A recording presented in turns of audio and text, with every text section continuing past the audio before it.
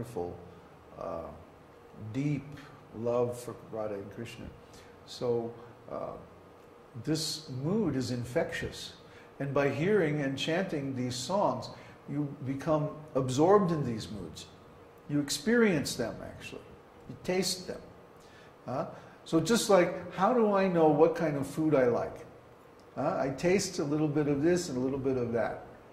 And then by tasting, I can immediately understand whether I like it or I don't like it.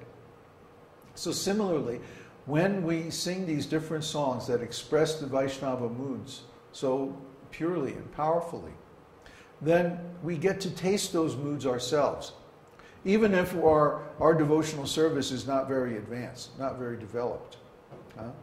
So yes, we should chant these songs. That's how we learn. See, this is one reason why I'm a little bit critical of too much rules and regulations. If this mood of rules and regulations starts to get in the way of our tasting the higher aspects of devotional service, it can actually stop our devotional service. It can actually lead to slowing down our spiritual growth. Everyone is attracted to Krishna because we have a particular intimate, ecstatic relationship with Krishna. We all have. It's just been covered up by a material consciousness and our material body and all of our karma and all this other stuff. So how do we retain or regain that original relationship with Krishna?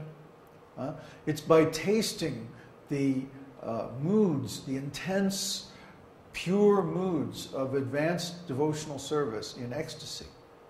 And the best way to do that is by chanting the songs of the acharyas that reveal these moods, and by hearing and chanting the pastimes of Krishna that express those moods. How else can we do it? If we become too afraid of, oh, I'm so afraid of making an offense, then this will inhibit our natural love for Krishna, because we'll become so overwhelmed with awe and reverence. Oh, I'm afraid I'm going to commit some kind of offense. That we won't ever get near Krishna. And how are we going to know Krishna unless we can approach him closely? The best cure for all of this is to just chant. And chant very nicely. Chant very intimately. Krishna is already our most intimate friend. He knows us inside and out. He knows us better than we know ourselves. We can't hide anything from Krishna. Do we think that when we go... I've actually seen this.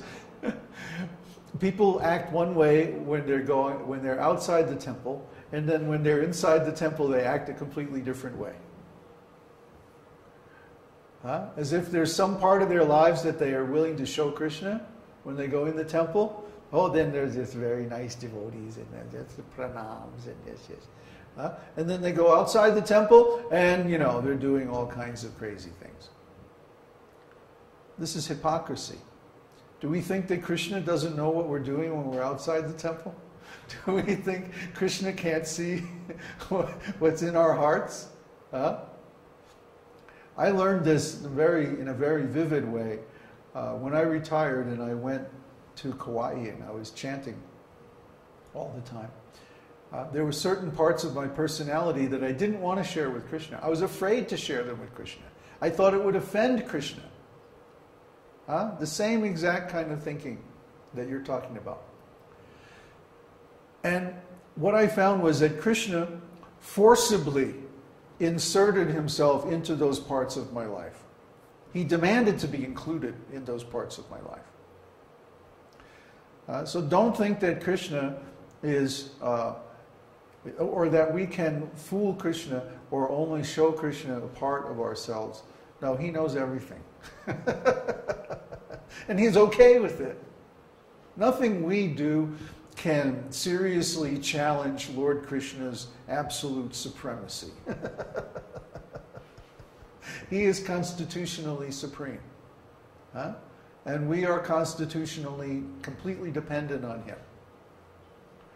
So we might as well just surrender everything to him.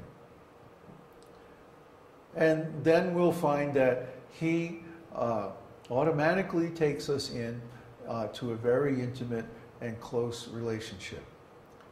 We already have a very intimate and close relationship. Who is beating your heart? Who is operating the neurotransmitters in your brain?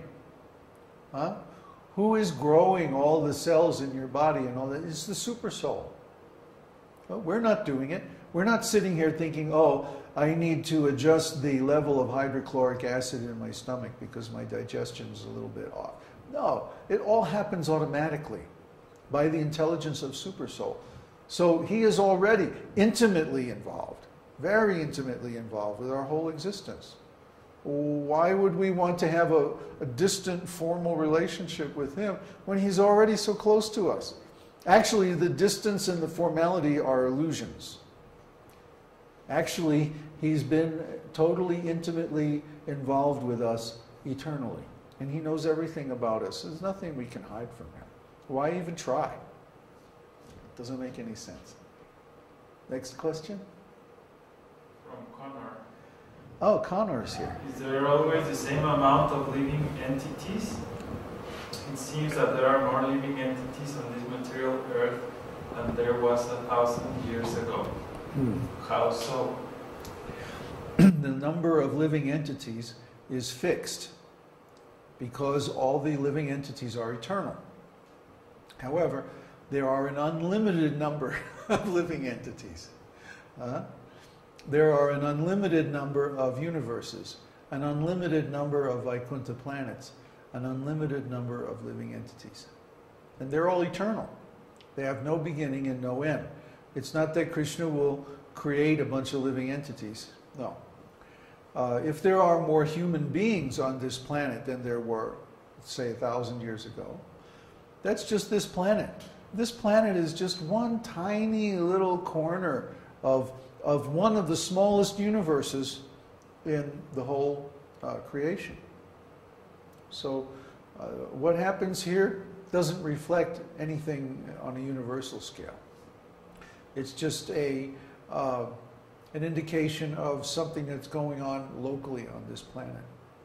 Is there another question? Is it possible to actually enter and see the spiritual world while still in the material body? Sure. There's so many instances described in the scriptures of people. As soon as you see Krishna, then Vrindavan is there. Like when Krishna appeared to me on Kauai, I could see behind him the whole Vrindavan forest and mountains and sky and everything. Not the material sky, because it was still dark. But the spiritual sky, where everything is self-effulgent. Everything glows by its own spiritual light. What a beautiful vision that was. If someone goes to the Vaikuntha planets, is that their eternal destination, or can they go to Goloka Vrindavan from there? You can go anywhere you want. We have eternal spiritual freedom based on our desires.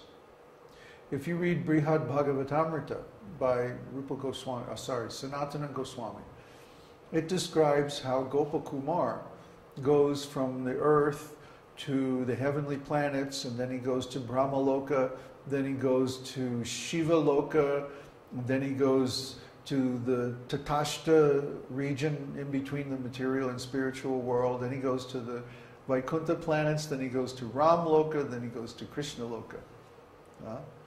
So yes, in our process of devotional service, we can go anywhere we like by our desire. Another question? No? Everybody's okay?